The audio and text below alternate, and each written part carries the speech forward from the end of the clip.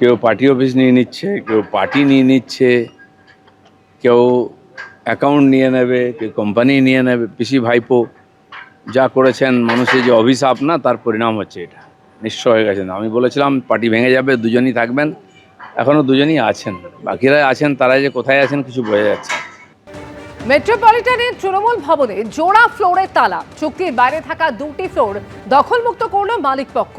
চুক্তির বাইরে থাকা 3 এবং 4 তলা তৃণমূলের কার্যালয়ের তালা দিয়ে তৃণমূলের আসবাবপত্র সরিয়ে দিল মালিক পক্ষ। চুক্তিতে দুটি ফ্লোর থাকলেও জোর করে 4টি ফ্লোরই ব্যবহার করা হচ্ছিল। তৃণমূলের বিরুদ্ধে জোর করে দুটি ফ্লোর ব্যবহারের অভিযোগ মালিক পক্ষের। ঠিক কি অভিযোগ মালিক পক্ষের, শোনাবো আপনাদের। থার্ড ফোর তার ছাদটা ছিল, সেটা আমরা আজকে করেছি, মানে রিগেন করেছি।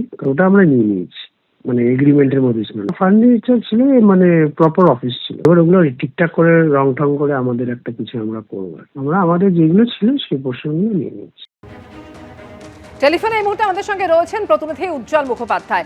উজ্জ্বল, জোর করে দুটি ফ্লোর ব্যবহারের অভিযোগ মালিক পক্ষের, আর সেই দুটি ফ্লোরই এবার দখলমুক্ত করা হলো। একেবারেই তাই। দেখো, গতকাল মন্টু সাহা, যিনি এই বাড়ির মালিক, তার ছেলে সেখানে গেছিলেন এবং তাদের যেটা বক্তব্য যে এখানে যে 4টে ফ্লোর, তার মধ্যে 2টো ফ্লোরের ভাড়া দেওয়া হয়েছিল তৃণমূল কংগ্রেসকে, কিন্তু বাকি 2টো ফ্লোর তাদেরকে ভাড়া দেওয়া হয়নি। যদিও 21 সাল থেকে এই 4টে ফ্লোরই ব্যবহার করতো তৃণমূল কংগ্রেস। ফলে তারা গিয়ে আজকে 2টো ফ্লোর তারা দখলমুক্ত করেছে গতকাল। সেখানে যা আসবাবপত্র ছিল সেগুলোকে তারা বের করে দিয়েছে এবং সেখানে তারা নিজেদের তালা লাগিয়েছে। বাকি যে 2টো ফ্লোর, অর্থাৎ চুক্তিবদ্ধ যে 2টো ফ্লোর, যার চুক্তির মেয়াদ কিন্তু 2025 সালেই শেষ হয়ে গেছে, সেই 2টো ফ্লোরকে দখলমুক্ত করার অনুরোধ জানিয়ে তারা ইতিমধ্যেই পুলিশকে চিঠি দিয়েছে, প্রশাসনকে চিঠি দিয়েছে।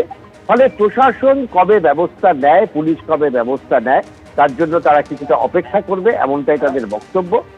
কিন্তু যে 2টো ফ্লোর কোনো চুক্তিবদ্ধ ছিল না, এই 2টো ফ্লোর মালিক পক্ষের হাতেই থাকার কথা ছিল, কিন্তু 2021 সাল থেকে 2026 সাল পর্যন্ত তৃণমূল কংগ্রেসের নেতৃত্ব বা তৃণমূল কংগ্রেস দল তারা এটাকে ব্যবহার করত।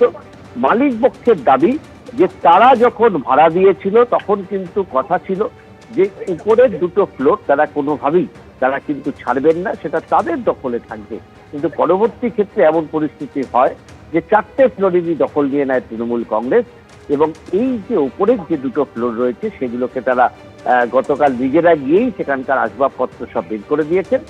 এখন যে বাকি 2টো ফ্লোর, মমতা বন্দ্যোপাধ্যায়কে আগেই তারা জানিয়েছিলেন, মমতা বন্দ্যোপাধ্যায় জানিয়েছিলেন জুলাই মাসে খালি করবে, কিন্তু তারা তর সইতে নারাজ।